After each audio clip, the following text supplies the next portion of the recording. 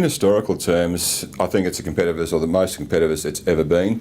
Prior to GFC, it was pretty competitive, and you had a lot of banks originating for business. But what we've seen, I guess, since then and over the last 5 years, is the broker market's growing in size. It's now over 50% of originations that are achieved in the Australian market. And if you're not in the broker market, so if you're an FI and you're not in that marketplace, then you're missing 50% of business. What that's seen is a driving of more players into the market, and with the position we sit right now, we have more financial institutions playing in the broker space than ever has, and on top of that, more yet to come in. And of course, you've got the advent of foreign banks looking to come in. We've got the advent possibly of Coles, or Coles Myer looking to come in. So we're as competitive as we've ever been. Good thing for brokers and good thing for consumers, because it's certainly keeping the rates hot out there.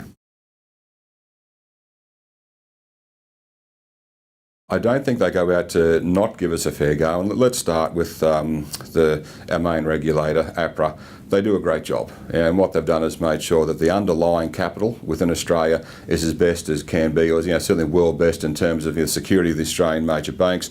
Again, you see in GFC the advantages of that being in place. What I've seen is that whereas the rules are meant to be equal, Heritage operates under those rules. So first of all, we're as secure as that of a major bank. We operate under the same underlying capital requirements of a major bank. Some of the rules in place would actually see, though, that it's actually harder for a small institution. Often we need to hold twice the capital of that to secure a mortgage loan than that of one of the major banks, which gives them a major advantage against us in terms of, I suppose, profit generation. What I'd like to see done, and I believe that there's a number of recommendations up there that have been looked at. Well, first of all, what we'd like to see done is Heritage, or not say Heritage, but for smaller ADIs to be loosened a little bit. But I don't think that's going to achieve what APRA would like to see achieved. Alternatively, more likely what will happen is a tightening of the requirements out of the major bank in terms of their underlying capital, to support their mortgage lending.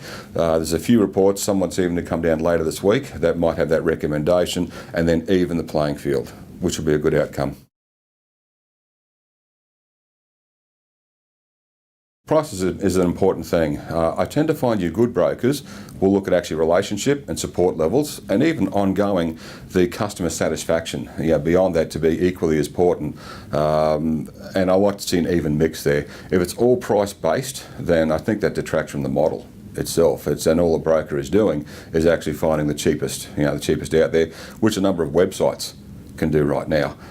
Support levels of what the brokers can show that they have the knowledge of to say what bank's going to give you what support. One, during the mortgage acquiring process.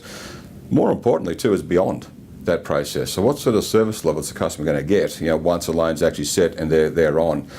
To me, it's equally as important, and it should be an even balance that the broker is looking at when placing a customer with a financial institution.